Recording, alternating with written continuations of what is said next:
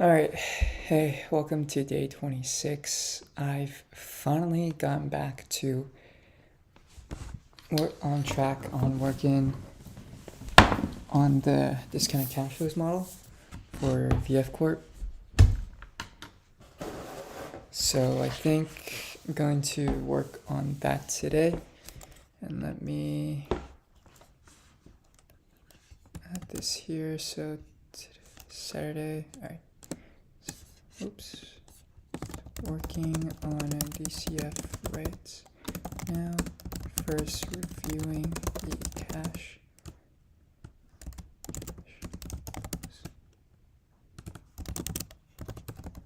Measuring cash flows and forecasting cash flows section. Okay.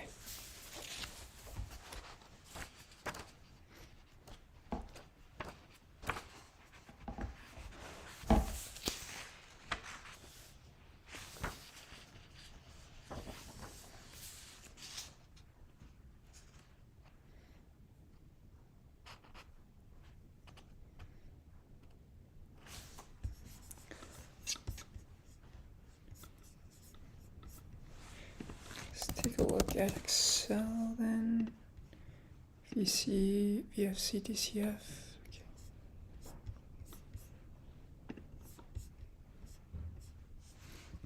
So we have free cash flow here. We can see that excluding debts, the company has a large decline in their free cash flow in fiscal year 2023. Okay.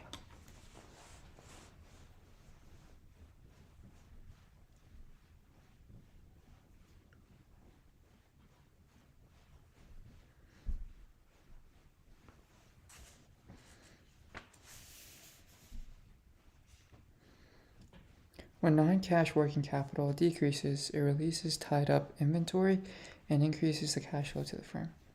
If a firm has bloated inventory, it gives that credit to easily managing one or both components more efficiently can reduce working capital and be a source of positive cash flows in the immediate future.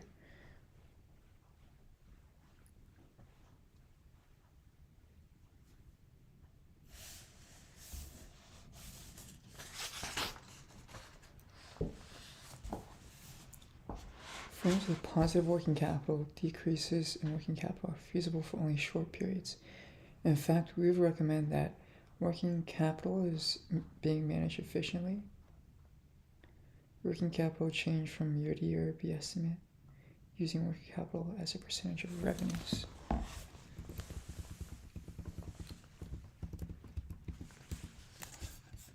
Okay, let's see. So, percent of revenue. So this is divided by revenue.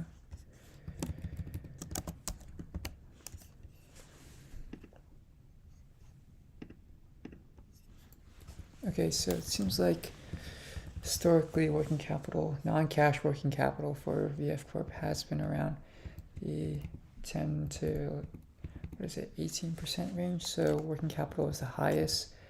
It seems like in 2024, the company will need to decrease its working capital in order to get back in line with the average. So we saw earlier that the company right now, the VFC, has higher inventory levels, and so I wonder if this has changed. I'm pretty sure it probably has changed. So I can take a look at the annual, and then let's also create a DCF for DCF quarter Q. I think that would be helpful because right now we're looking at March 2023, and there's been 2 quarters that have been reported since then. Okay, so let's take a look at maybe the balance sheet Q4.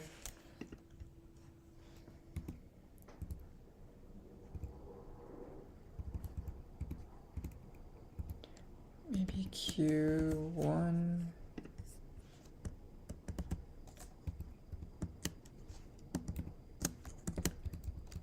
yeah, maybe this might be a good idea. Let's also move this. Oh, shoot. Let's move this over. So we have quarterly. Then let's take a look at what we want here. So we have our revenues.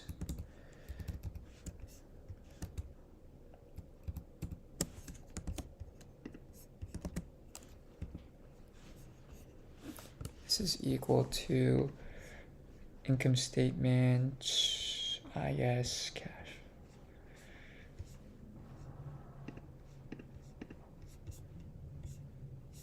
So this is the annual income statement. Oh, income statement quarterly.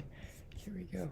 So we have Q1 of 2022. I believe that's what we want.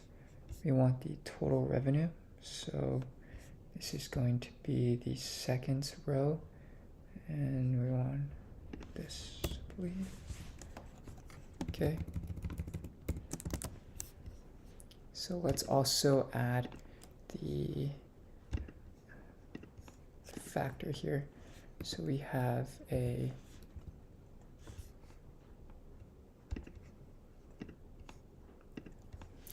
scaling factor. It's 1 million. So this is no.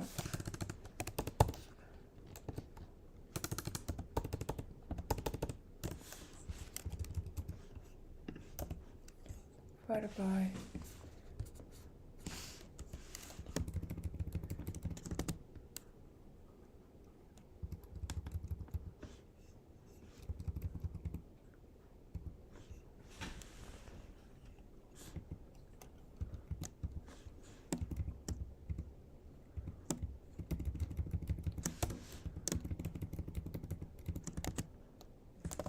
I see. Okay, it's pressing the wrong thing. So revenues is equal to minus divided by. Okay. So let's see. Some pretty big volatility.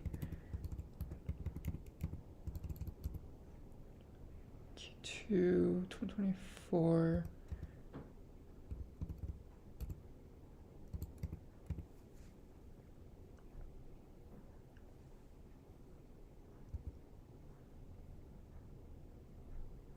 So less than Q2 2022.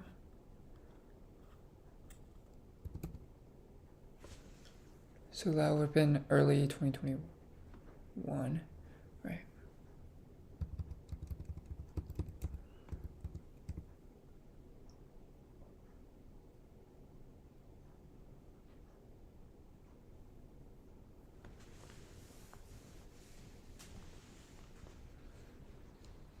I think June to August 2021, that's when Q2 2022 is. So that's probably COVID recovery. That's why we saw this big jump.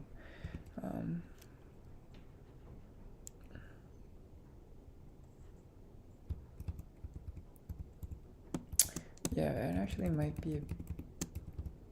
Okay, let's just take care of this first, and then maybe move this over so we have Q2. 1, 2, 3, 4, 5, 6, 7, 8, 9.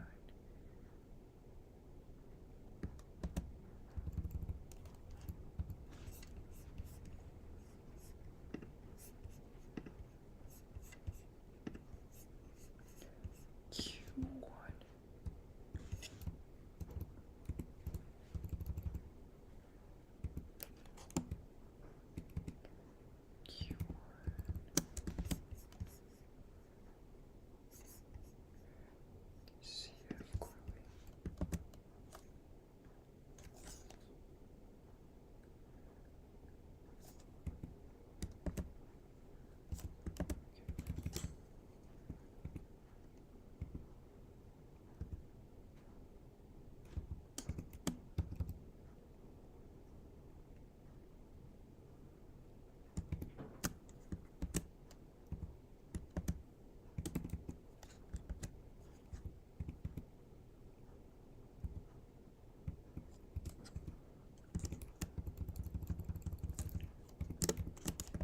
I messed this up already. Alright. There we go. Let's delete all this. So this is equal to income statement quarterly of total revenue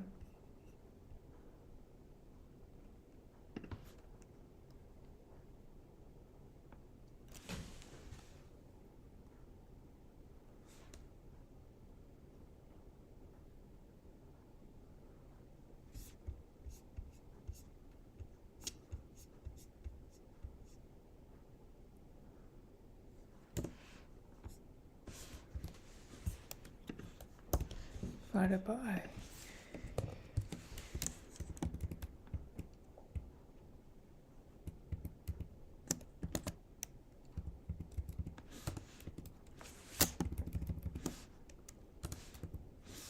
that would have been it actually.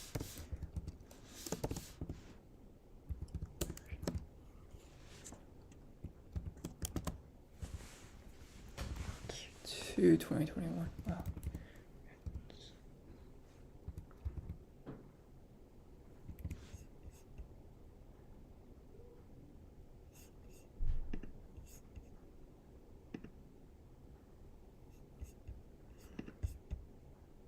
Why is this so big?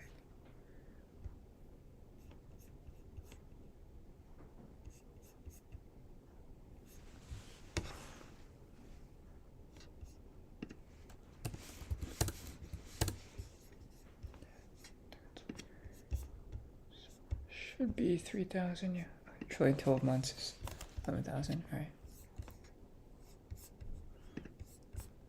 So, operating income is equal to, so the income statement quarterly, we have our total operating profit and loss,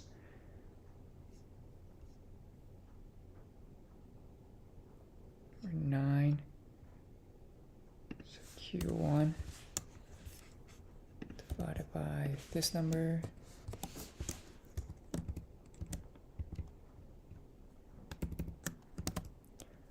okay, and we also have, let's calculate the percent change divided by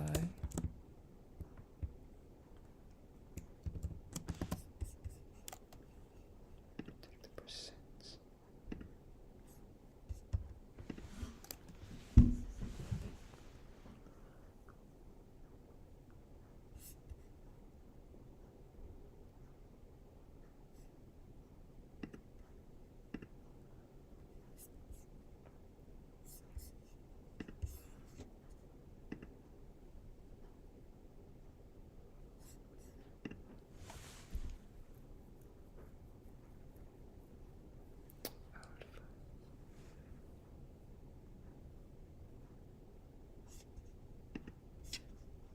Yeah, so why would this be negative though?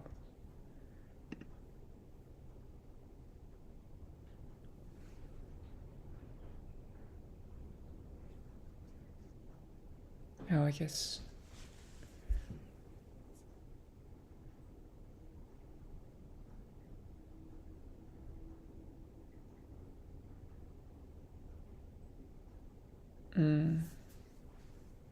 Final minus initial divided by initial. Okay, so this might not work if this is negative, I see.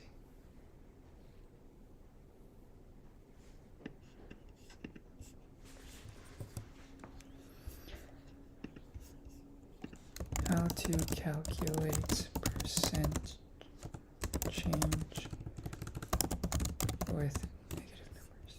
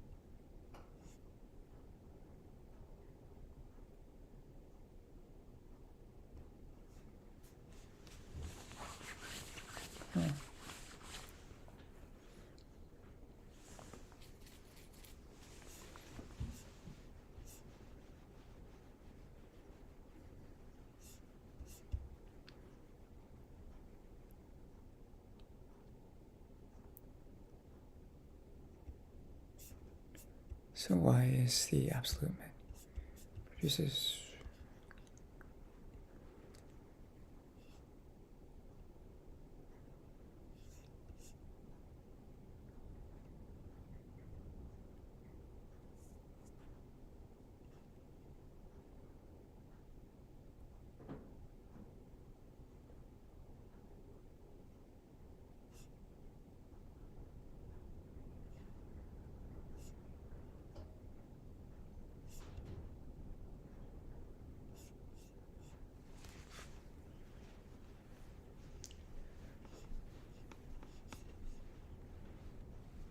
okay, so we run into a calculation. It seems like a calculation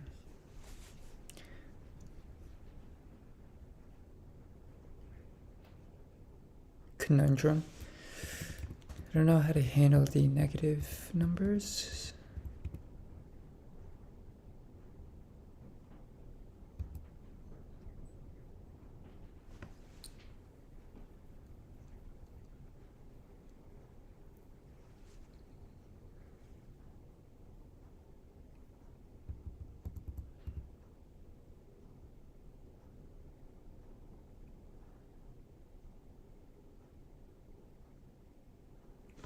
And maybe we could just take a look at the dollar change. So this is just equal to minus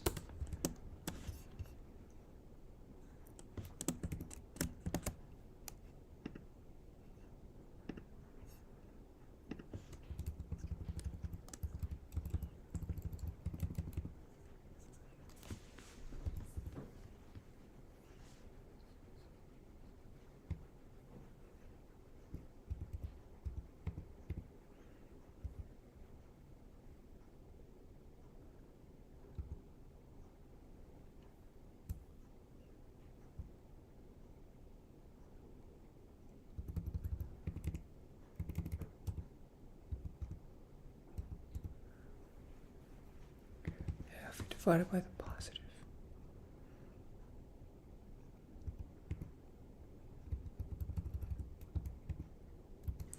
So we have net income is equal to income statement quarterly. And then we have our net income available to common stockholders. So I think F24 is what we want. Okay. Divided by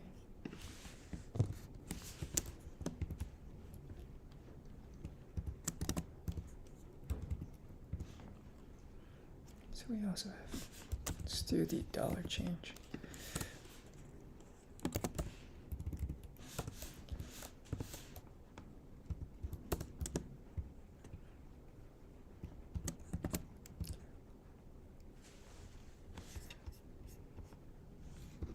So historically, has the second quarter been profitable? So it seems like yes.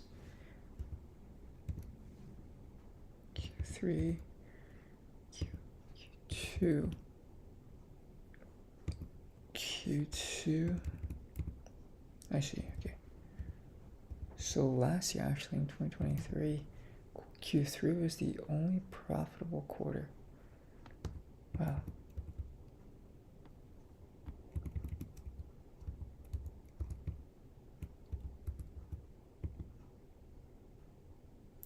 Although Q4 2022 was one of the worst performing quarters. Okay, so I think that's when COVID started, right? Because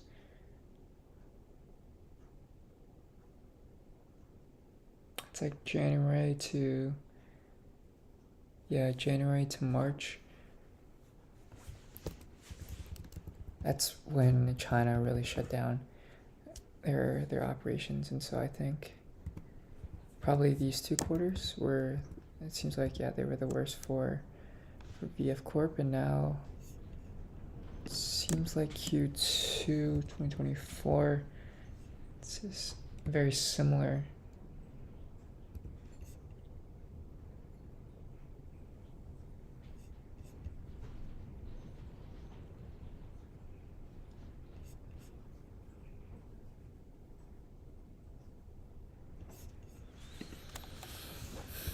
Okay, so capital expenditures. Let's take a look at CapEx.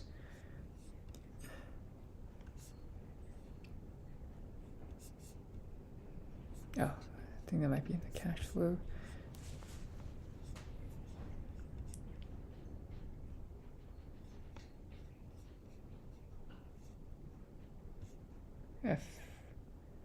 F31.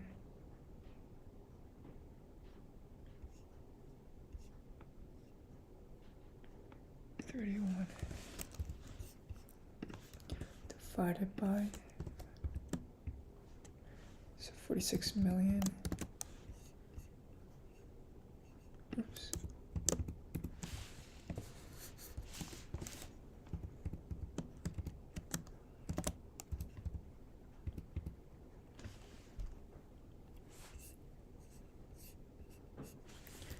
So maybe we want a negative as well. This one, since it's all positive, we can probably do a percent change.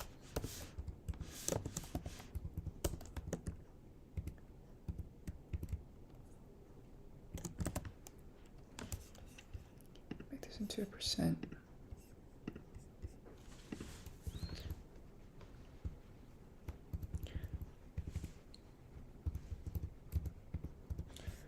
Okay, what about CapEx as a percentage of revenue? Percent of revenue.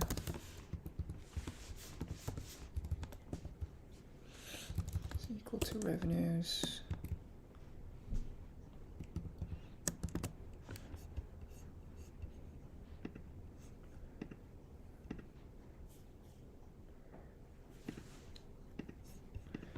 Yeah, so it seems like it hovers around.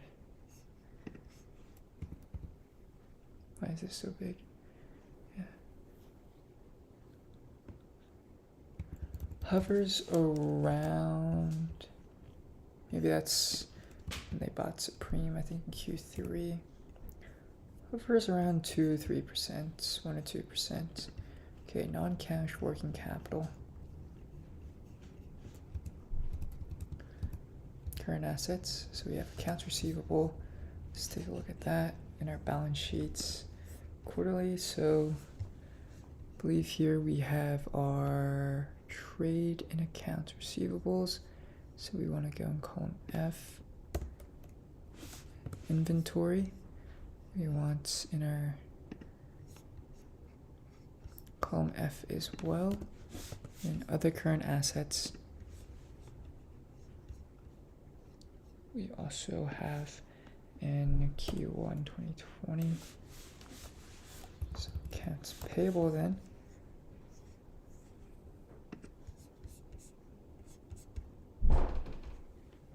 Yeah.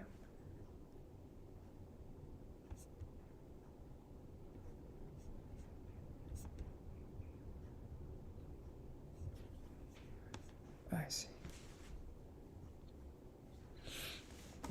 Total current liabilities, payables, and accrued expenses. Okay, so we want to go in F59.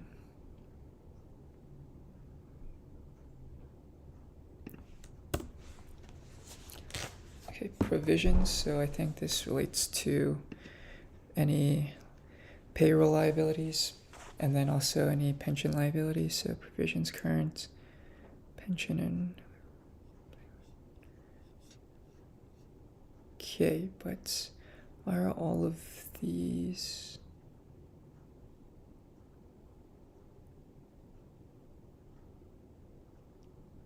reported in the last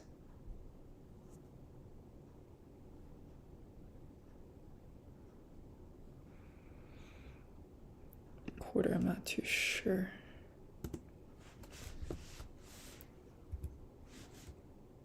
Oops.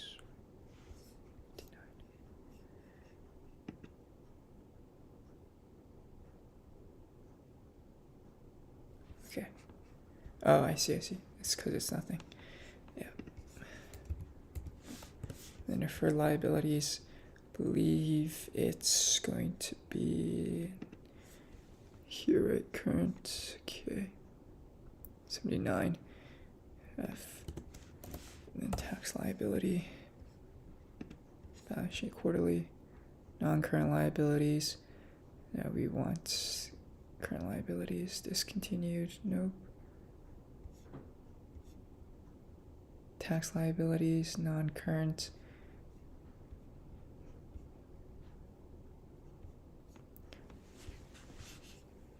Payables.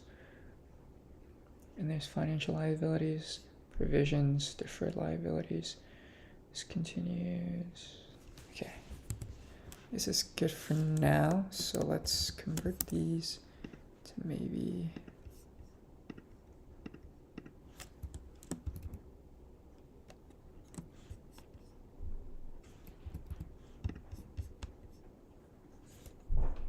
divided by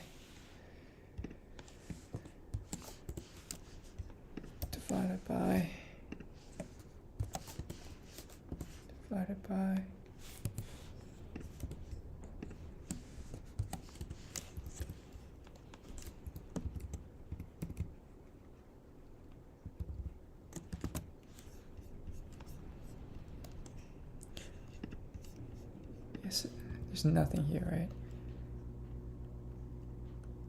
Is there a way to fill empty with 0?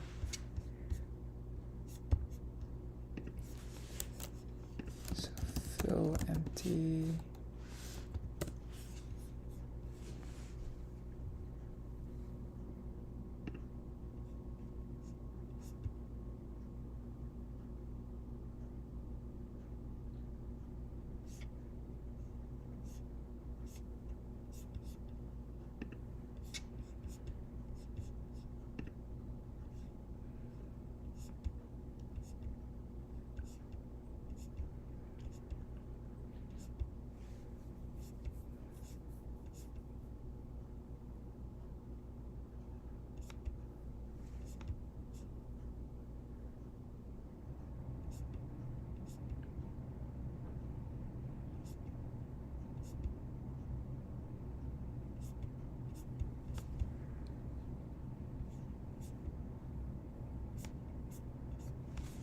Okay, this is kind of spread through it.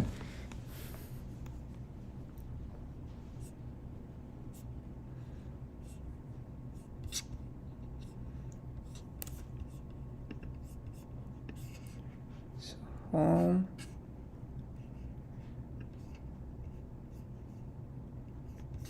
Find and select, go to special blanks.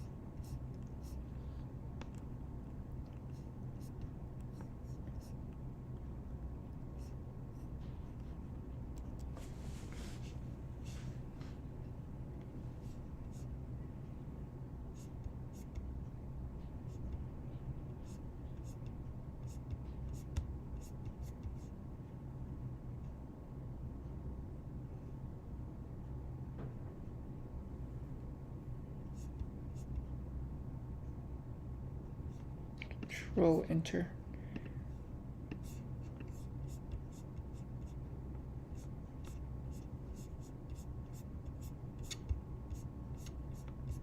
Damn, okay, this isn't gonna work, so I think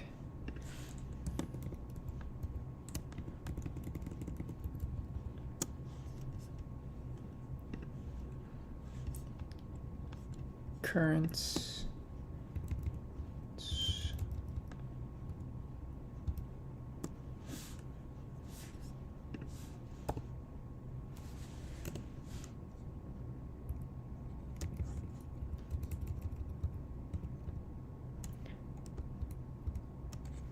Control Enter.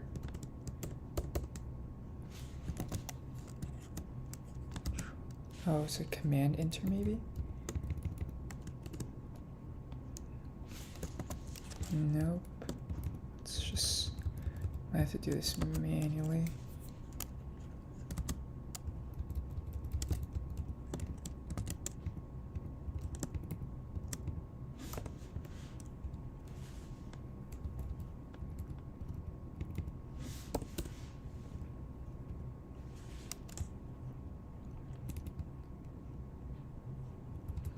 provisions current.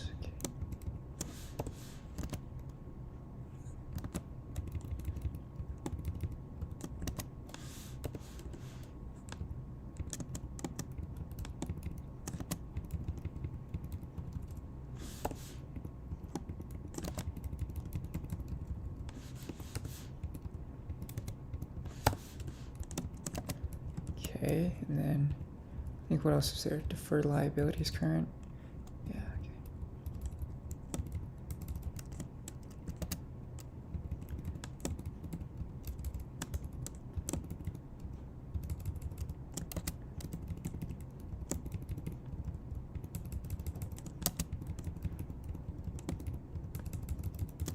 Okay, so I think that should fix our problem here. So I don't think I reached the deferred liabilities.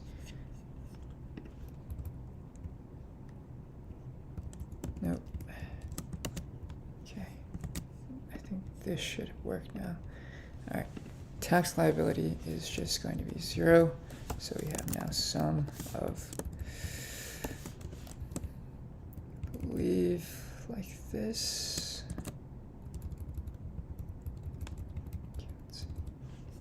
Other current assets. So divided by scaling factor. We want to improve this. So let's take a look here. We have inventory. I want to divide this as well.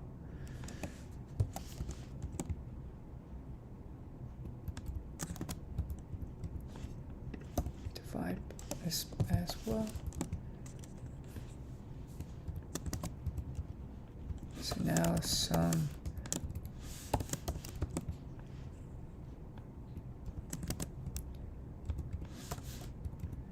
equals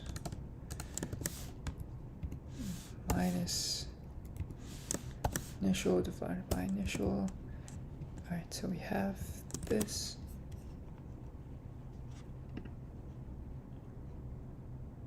Minus 100%. Oops. That's why. Divided by initial.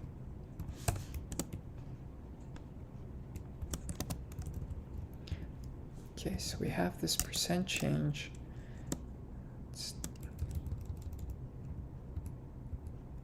We also can calculate the percent change here. Minus initial divided by initial. All right.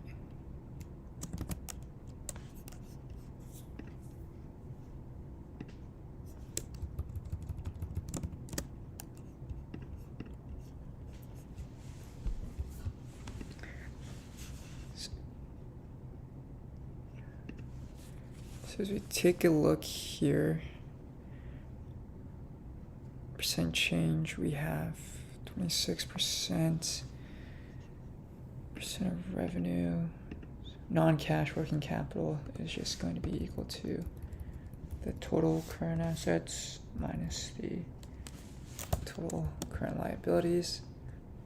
But these are non-cash, non-debts, current liabilities. Okay, so percent of revenue.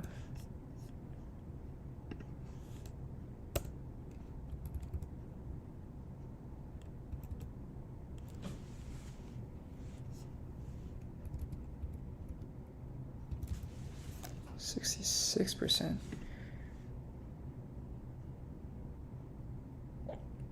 In the quarter, I guess, right?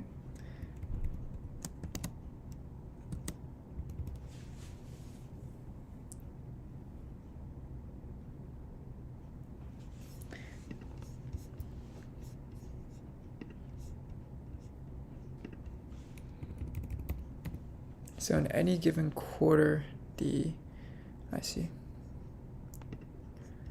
Because now we're working with quarterly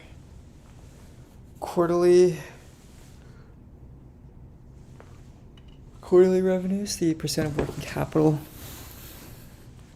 for the quarterly revenues represents so working capital represents a greater amount of the quarterly revenues versus the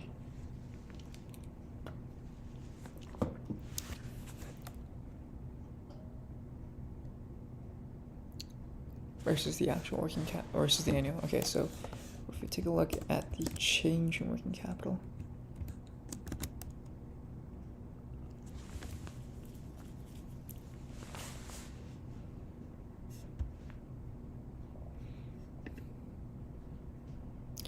net debt slash issuance. So free cash flow to equity excluding debts. Let's take a look here. So maybe we can have, so we have net income, then we subtract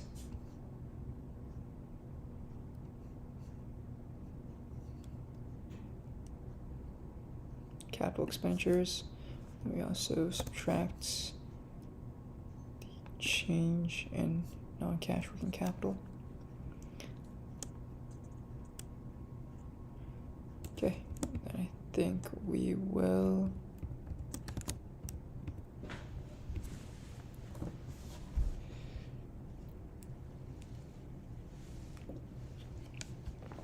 see all of the cash flow that the company has generated, free cash flow to equity. Okay, well, yeah. But in its most 2 recent quarters, so what was I trying to get out of this? 35. Non-cash working capital has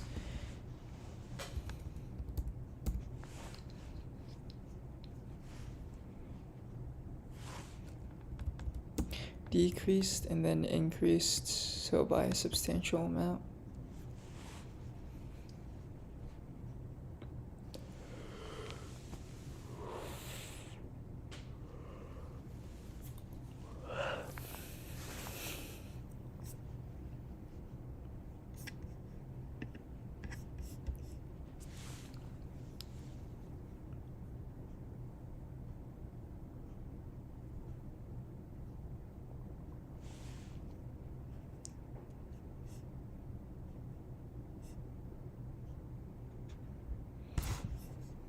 Okay. Cash flows.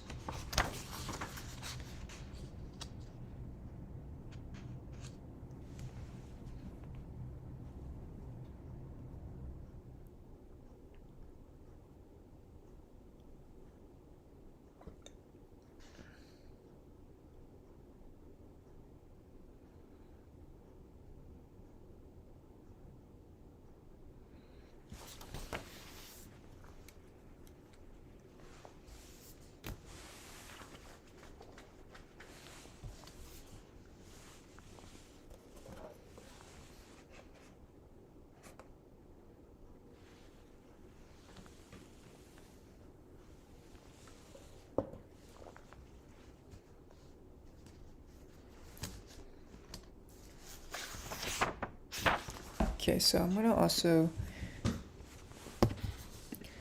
since this is a pretty tough,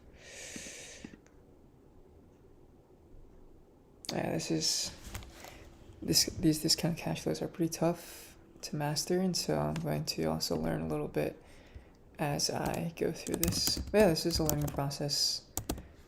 So let's see, chapter 1, chapter 3, measuring cash flows, and then I think within the chapter measuring cash flows, I want to add non-cash working capital.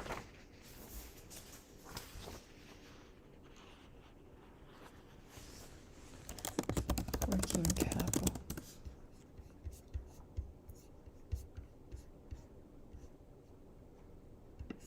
Chapter 3, measuring cash flows, working capital. I think there's an important thing I want to add here.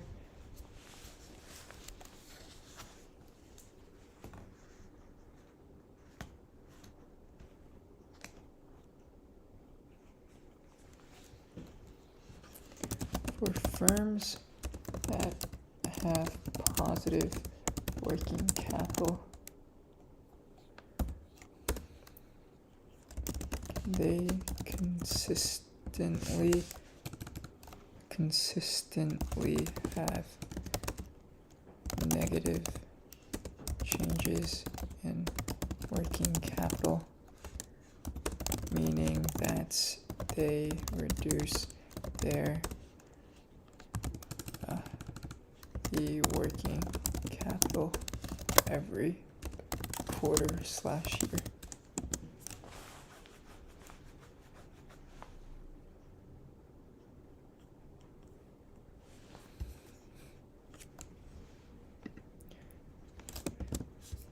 Consistently, I think that's have.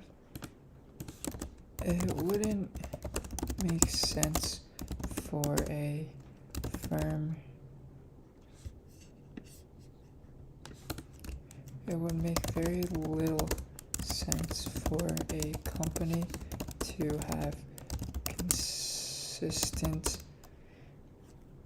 negative changes in working capital, because a firm can only reduce their working capital by so much.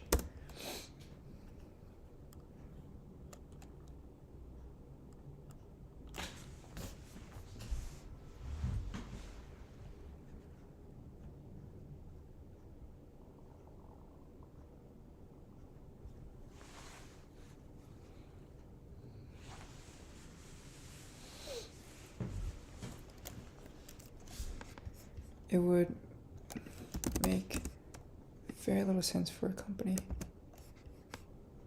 to have consistent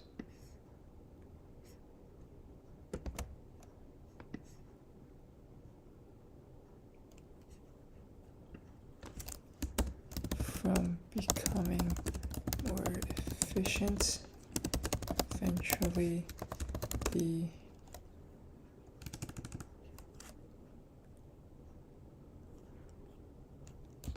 borrowing changes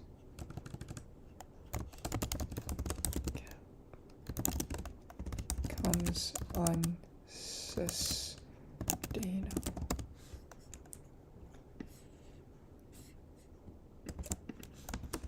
Unless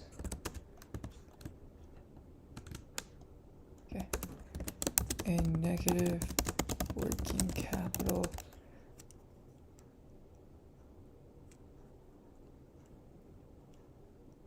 means that a company has more has more current liabilities compared to current assets.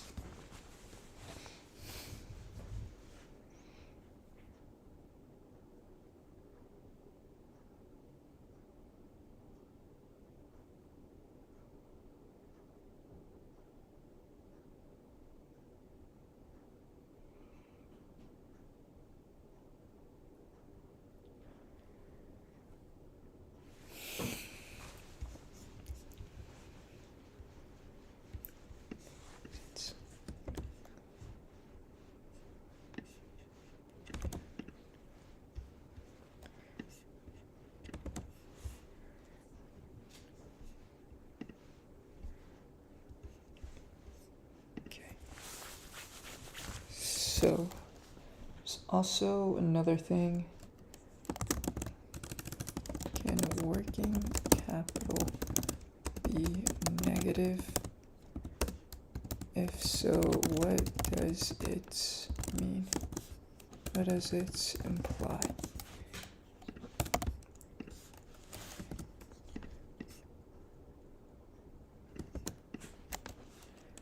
So, let's see. Call this WC. So let me think about this into it. WC can be negative because current liabilities can be greater than current assets. What this implies is that a company is borrowing. Wait.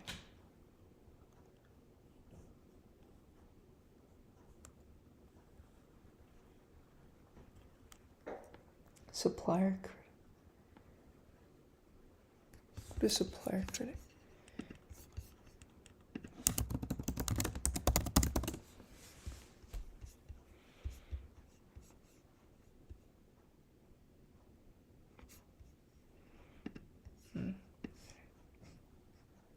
So what are the liabilities here? So accounts payable and non-cash working capital.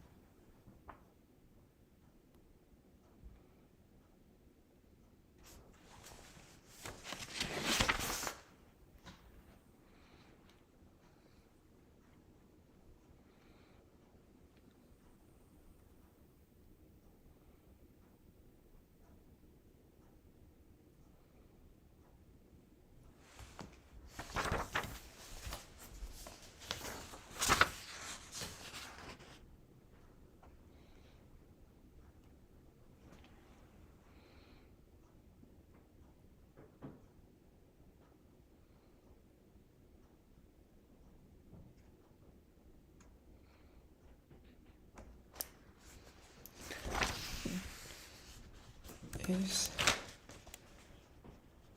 using supplier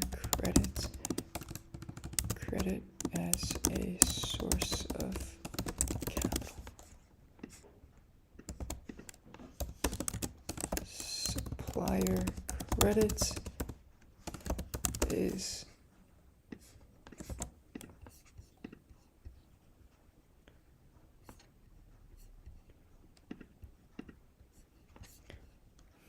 so supplier credit is usually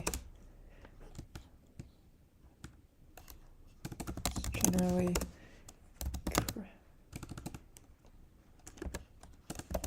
credit that is offered by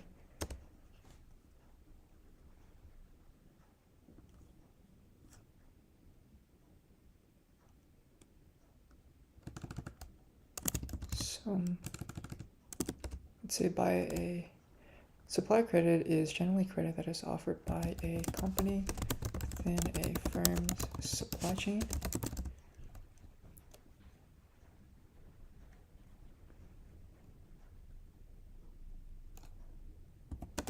Which allows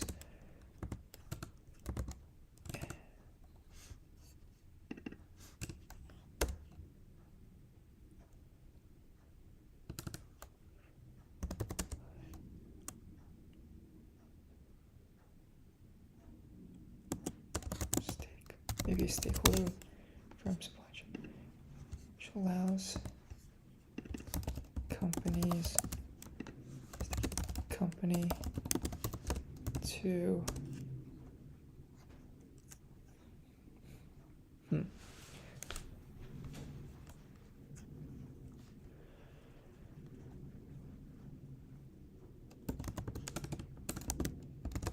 purchases promise to pay back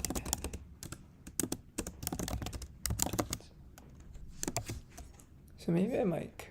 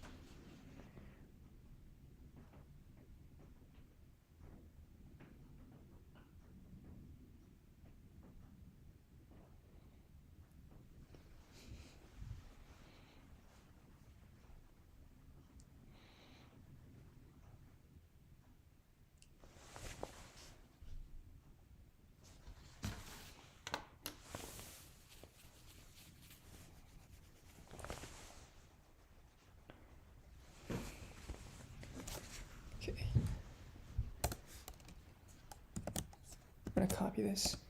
What this implies is that a company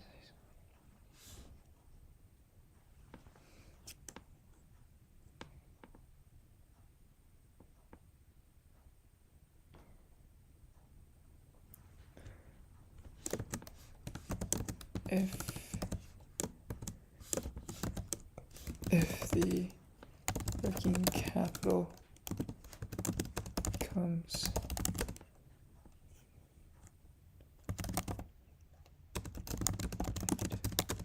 stays consistently negative, this might be a sign that the company is using supplier credits to grow. So this is Walmart's.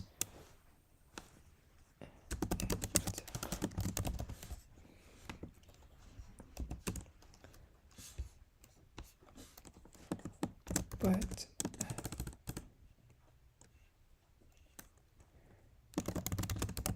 also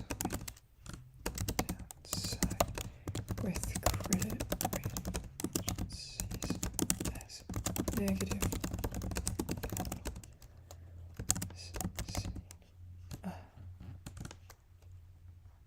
Increases the probability of default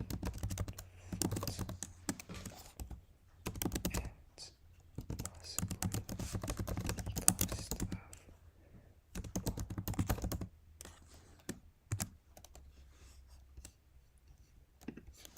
of what's is supplier credits. So I guess yes. Generally, credit is offered by stakeholder within a company's supply chain, which allows the company to make purchases on credit with a promise to pay back in a later date. So, generally, these agreements are made by contracts and help a company grow without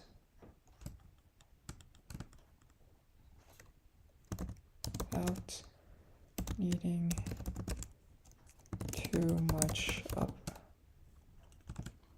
needing large amounts of upfront capital.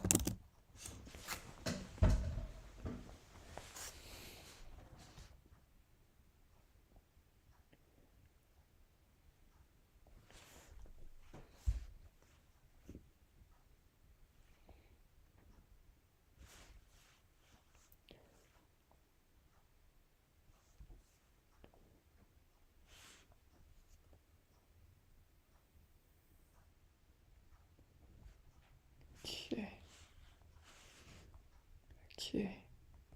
No worries. Take your time.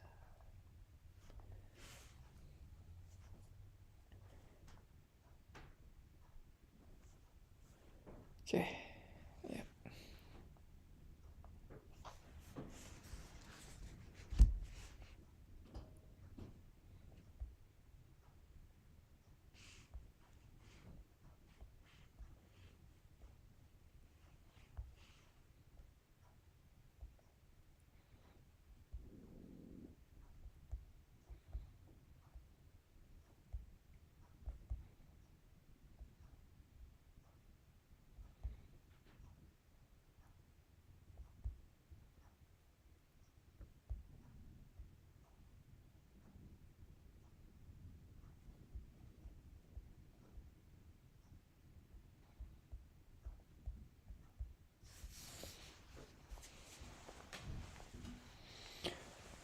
Okay. These agreements are made by contracts can help a company grow without needing. Okay. So that is our working capital, non-cash working capital analysis.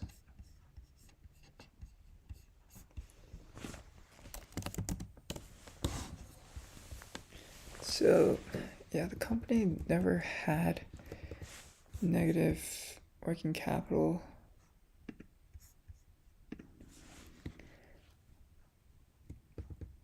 It's pretty consistent except for this Q3 2021, maybe that's when there's a lot of supply chain issues.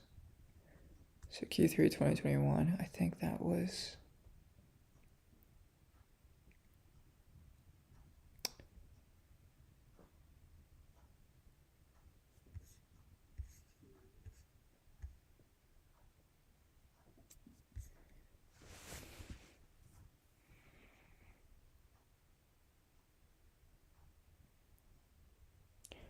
maybe late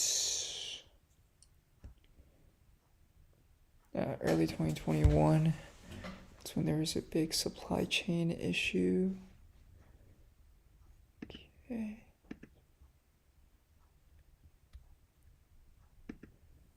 Capital center of revenue.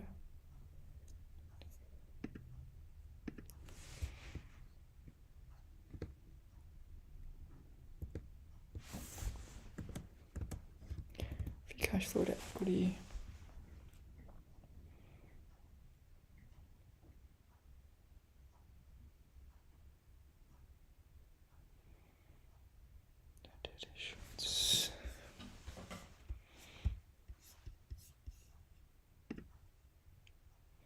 Yeah, all right, so let's use this as a base framework.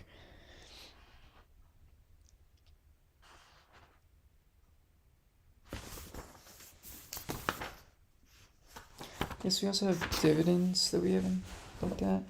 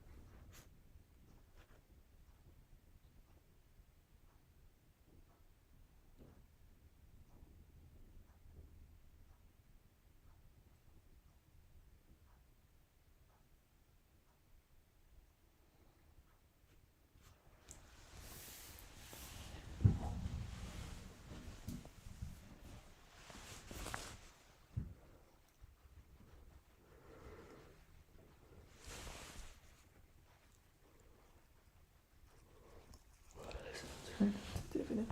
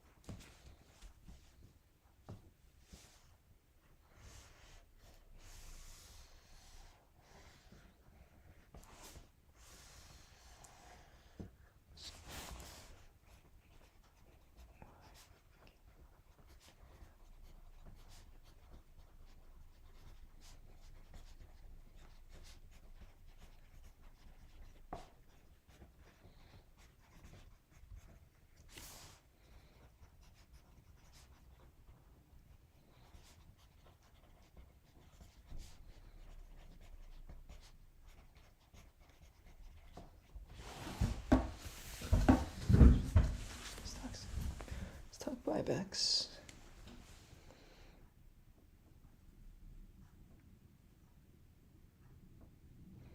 Okay, I guess you can also borrow to issue.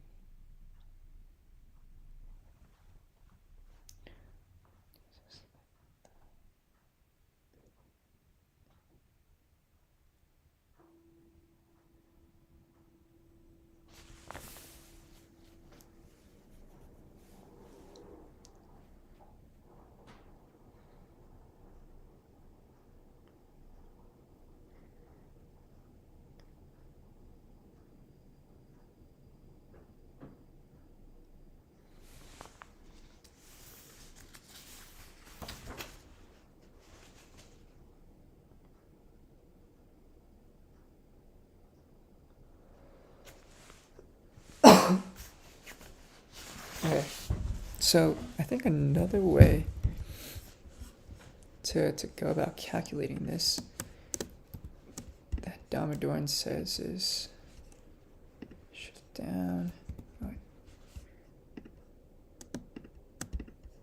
So we insert. Let's insert.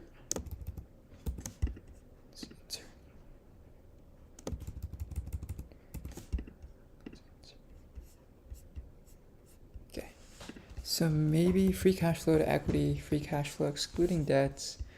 What we could do is use the cash flow statement here.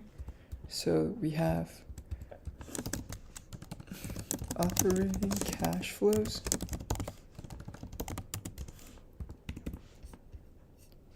which is equal to cash flows annual.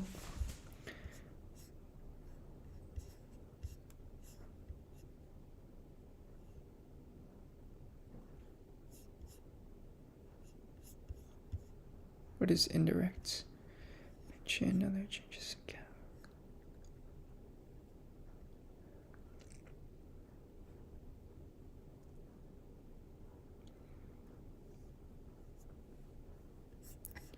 Okay.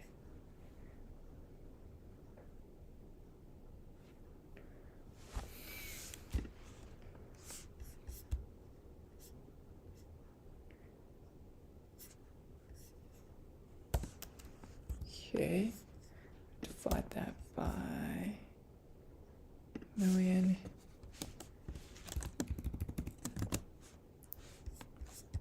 So these are operating cash flows.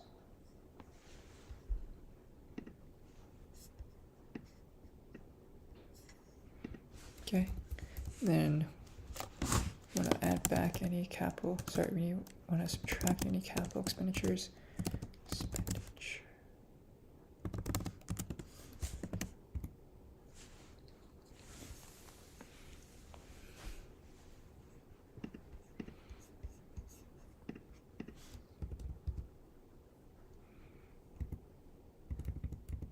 So this should be our net income, right? Let's take a look.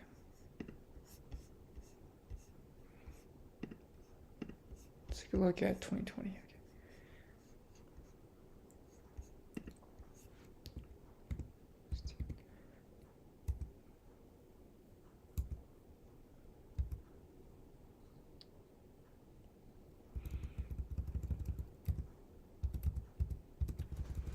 Total adjustments for non-cash items.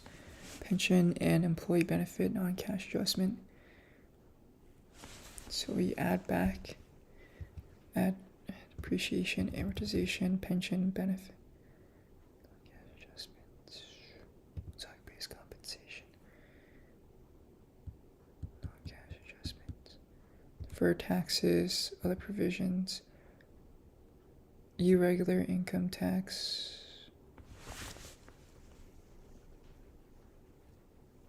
Gain or loss.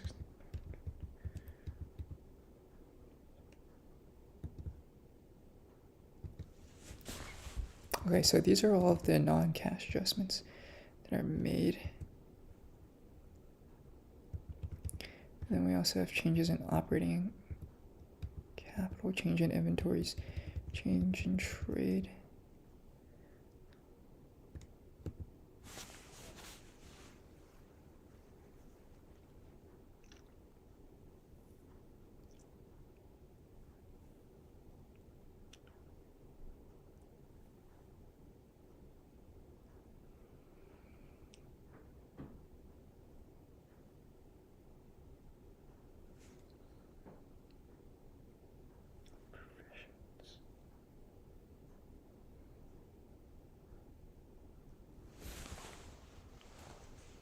Okay, so it's a big thing.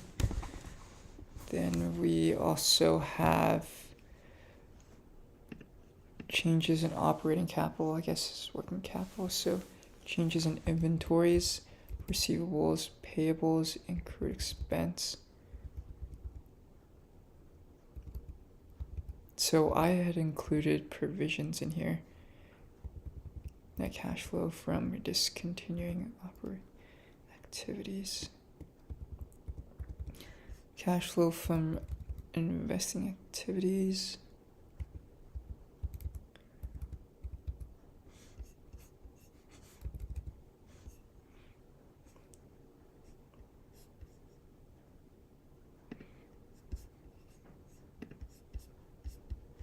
So, capital expenditures.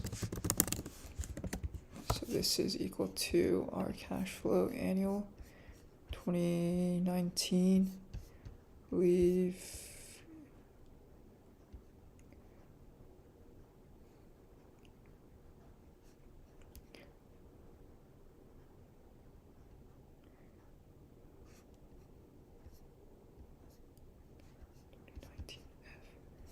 so cash flow from capital expenditures.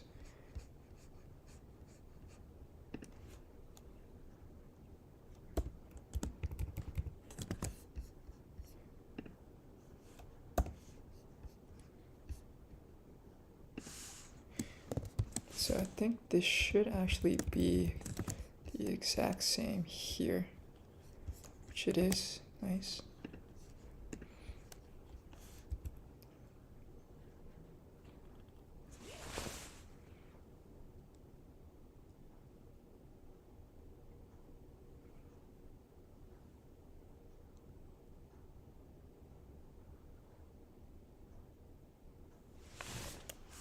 Okay. And then we just add back the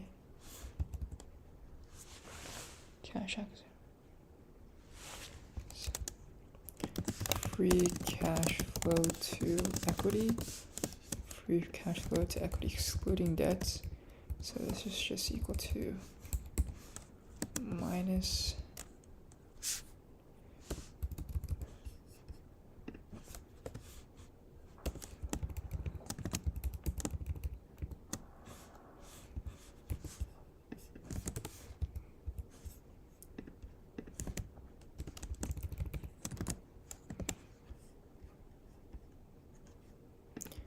so excluding.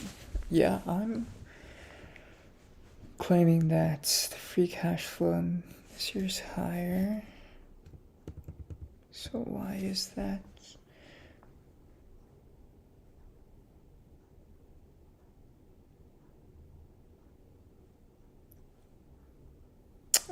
If the change in working capital, if working capital is higher, that means a positive change. That means if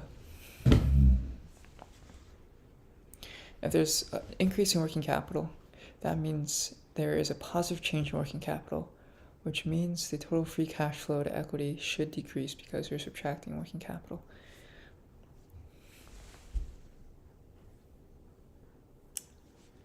I guess when I say working capital, I mean non-cash working capital.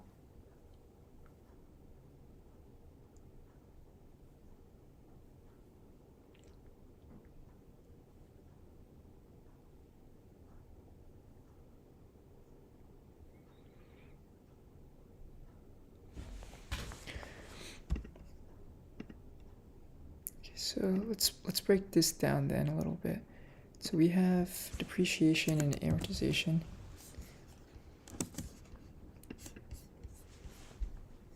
Is that what we have here? So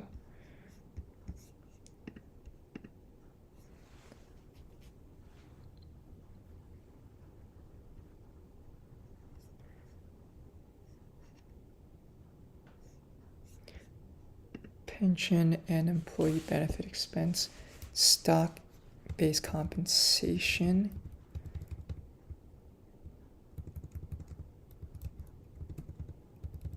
total adjustments for non-cash changes.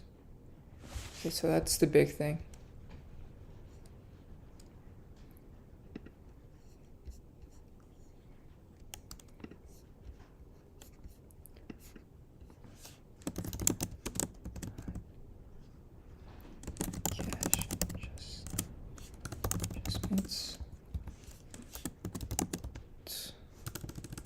Changes in operating capital. So this is our working capital.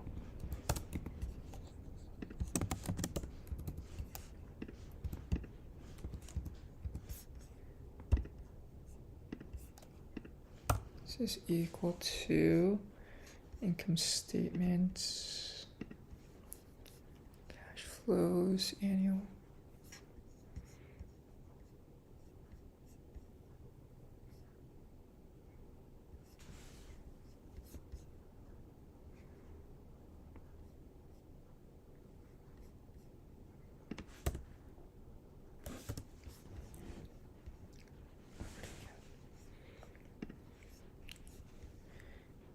Just an operating capital.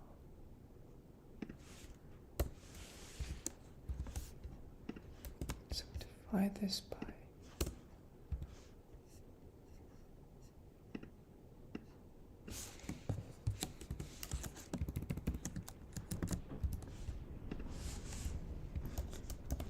this by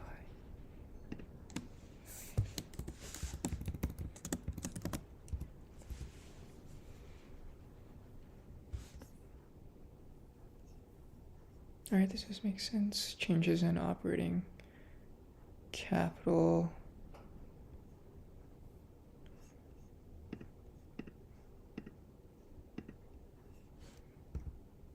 So this is weird because we calculated as having positive change in non-cash working capital, but they had a negative change.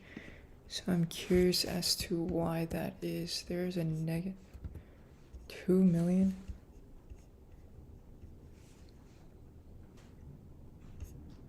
So inventory's decreased in 2020.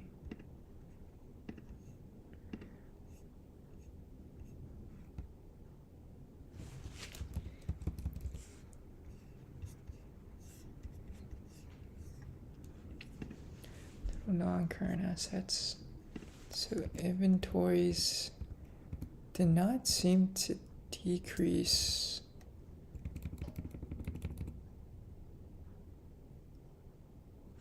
Oh, okay. I see. I think because this is negative, so this is relating to cash flows. So there was a 890 million decrease in cash because there was a 890 increase in inventories. Right, so that means that cash has decreased by this much.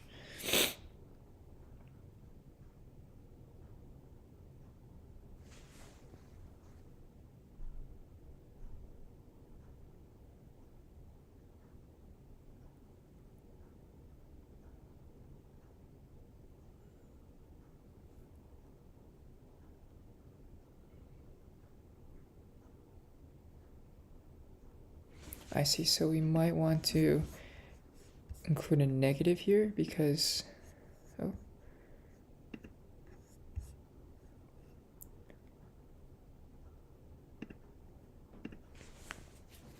Right.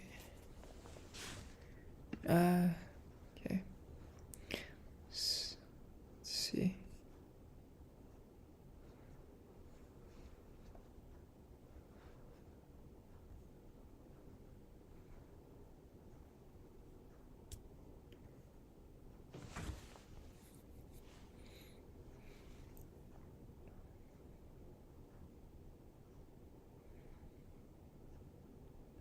But even then,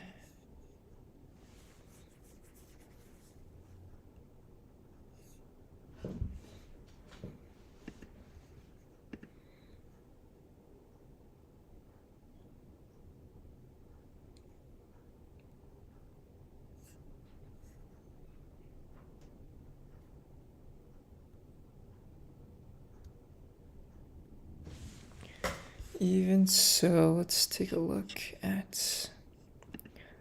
cash flow. So we have changes in inventories, change in payables, change in other operating capital. It's 1.4.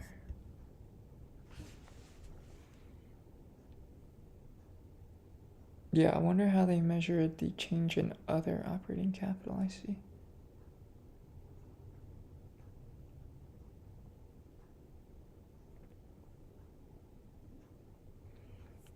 So there's a big expense there. Right.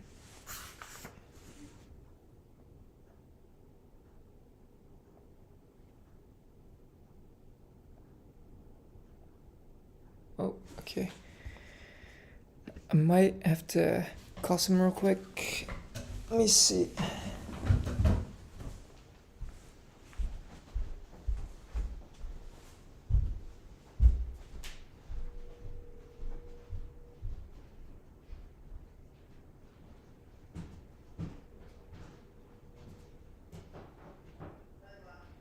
Hey, Pops. You missing that? Where are you guys at right now?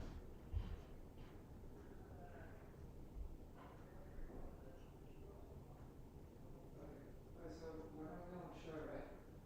Okay. Are you guys gonna be on the phone? Are you guys gonna be on for a while? Not until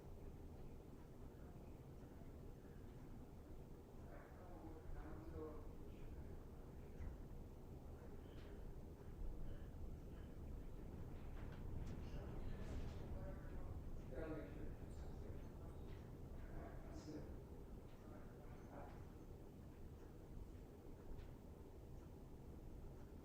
make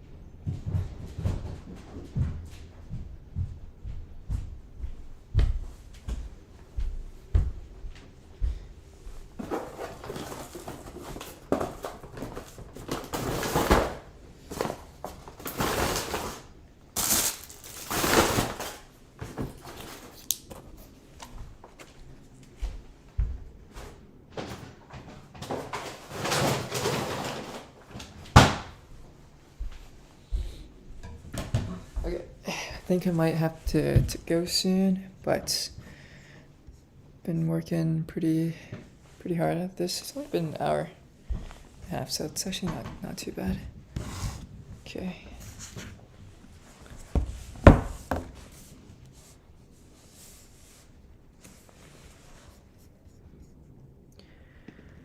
Alright, so some takeaways so far. It seems like there's this ambiguous change in other capital within the cash flow statement for trying to figure out what the free cash flow to equity is. And so I'm getting some different numbers when I'm using the metrics from the cash flow statement versus just trying to calculate everything by hand. Not by hand, but manually by breaking up non-cash working capital and also changes in non-cash working capital. So I think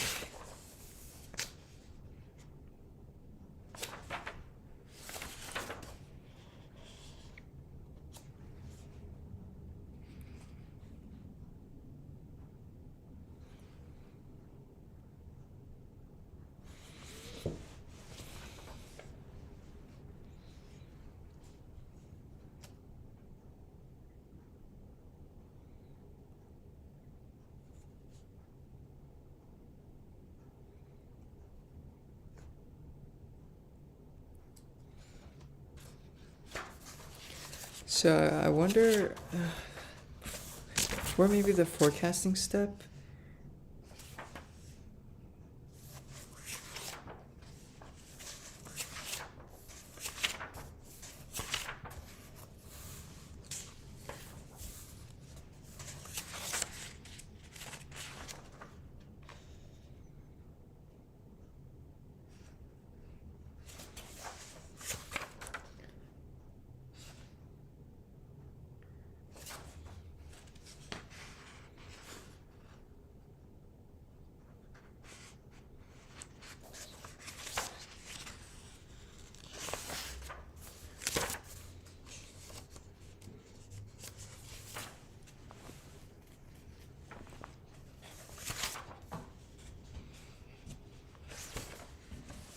So adjustments to income.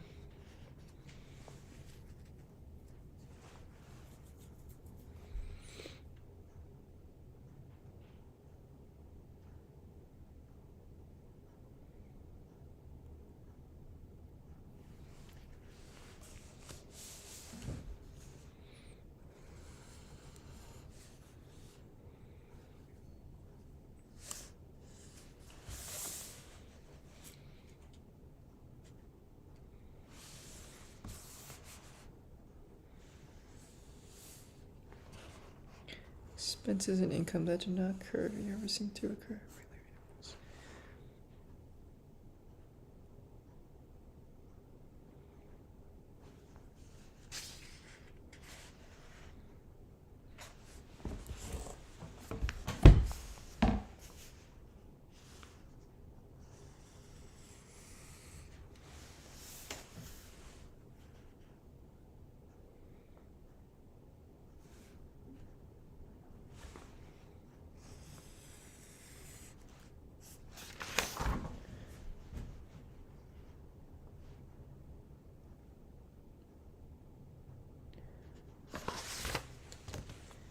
Okay, so one interesting thing would be to kind of figure out what are these extraordinary expenses that might affect the earnings in certain quarters.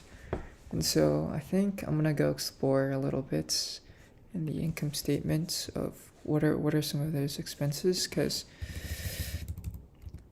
when we think about this, so there's some impairments.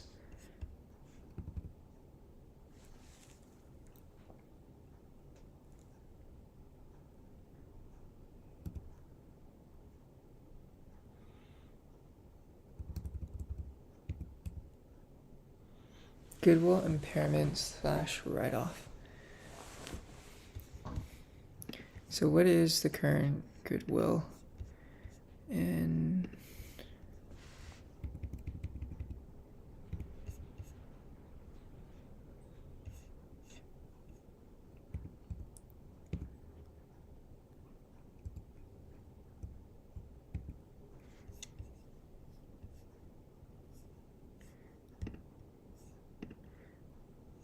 I wonder if there's a way to move.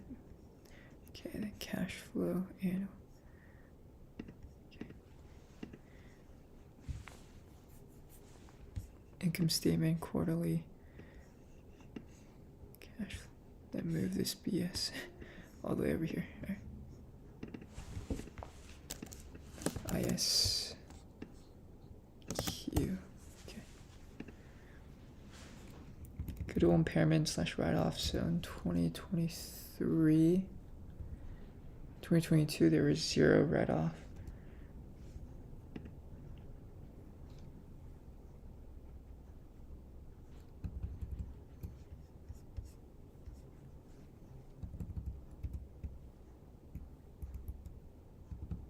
Gross goodwill and other intangible assets.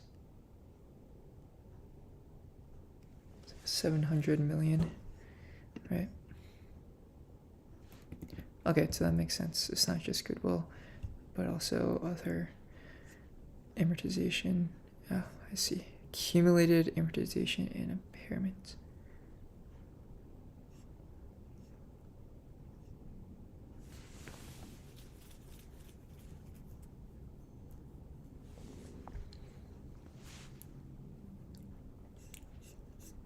Although I feel like this isn't accumulated amortization, tangible assets. Okay, so I'm not too sure what this represents here actually. The accumulated amortization, impairments, customer relationships, license.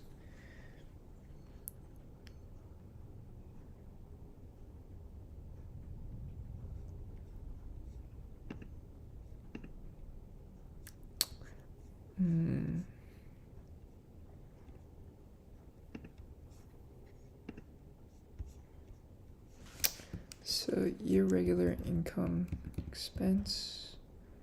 So maybe this would be interesting here. So I'm going to mark this as maybe a yellow for maybe some one-offs.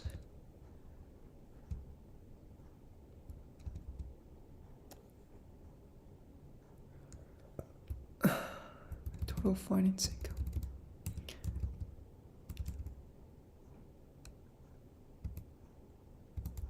Gain or loss extinguishment of debt.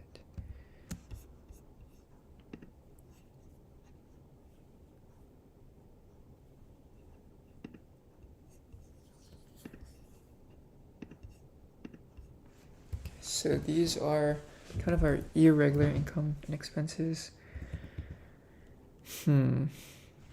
Let's say, let's insert, oops.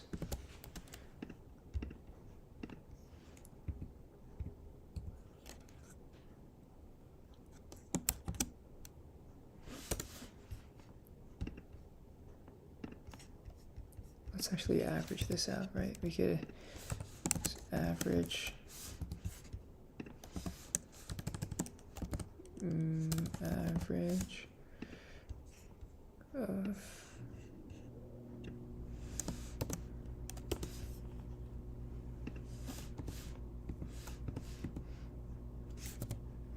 zero.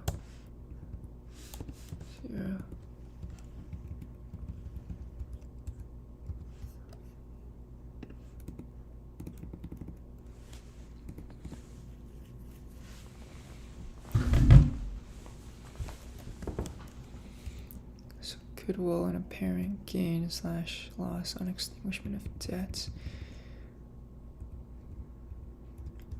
Okay.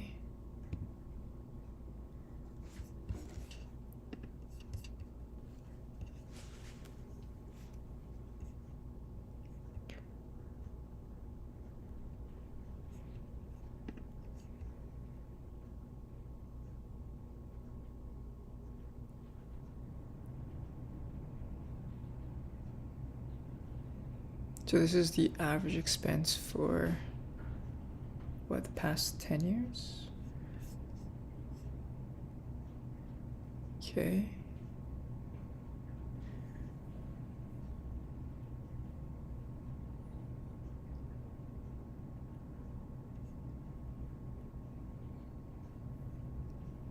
But that's only if the company decides to make more acquisitions. Possibly, okay.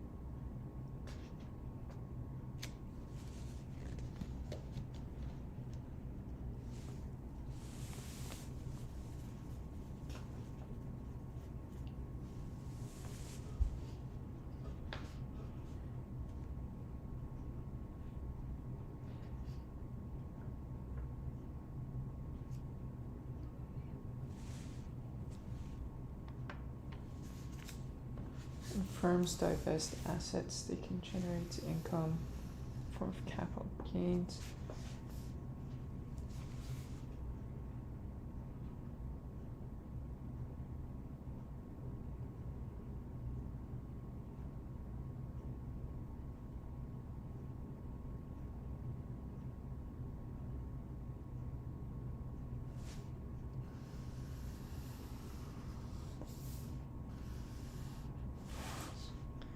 So when you look at divestitures,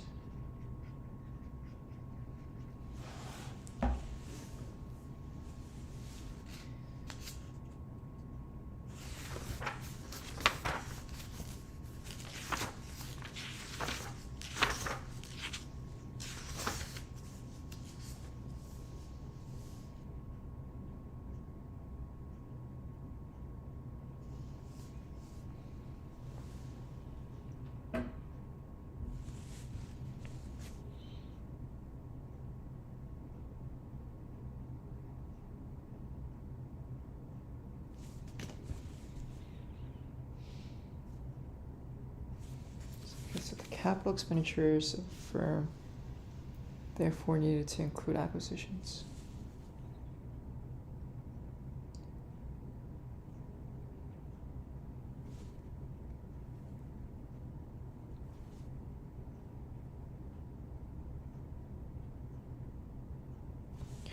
Capital expenditure projections for a firm that makes an acquisition costing $100 million approximately once every 5 years should include about $200 million. Just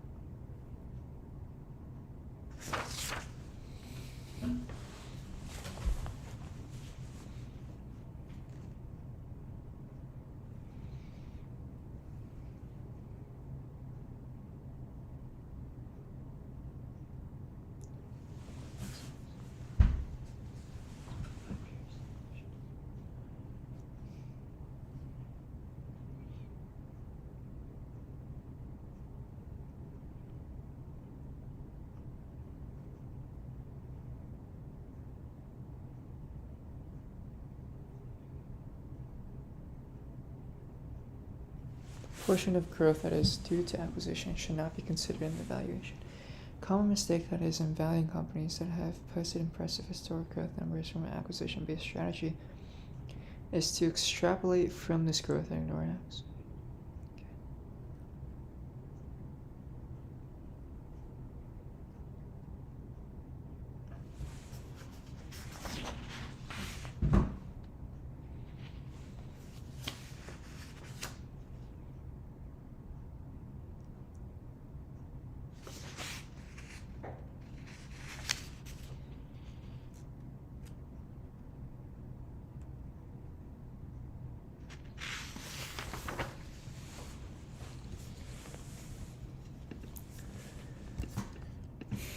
Okay.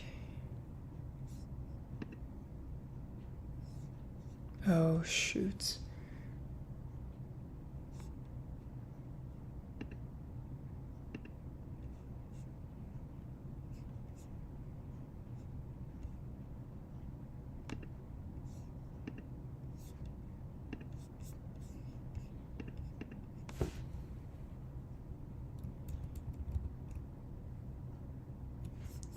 Today added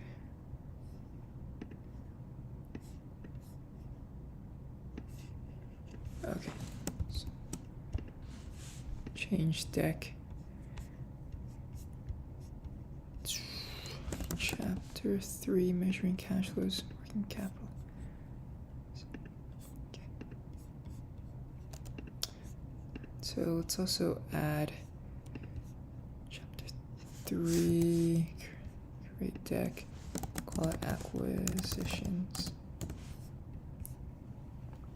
I feel like I might have spelled that wrong, but that's okay.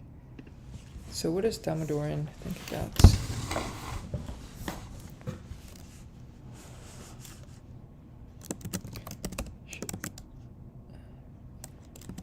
acquisitions be included in the calculation of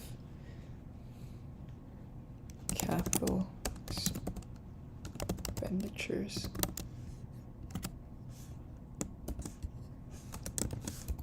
Chap 3, measuring cash flows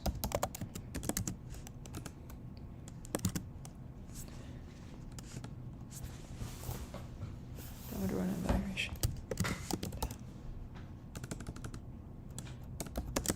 Demo Darn valuation.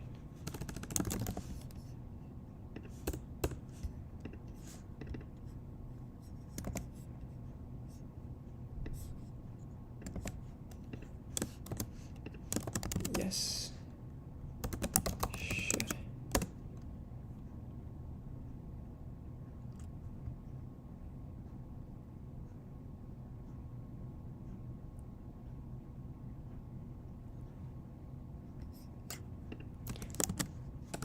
How? Yes, it should.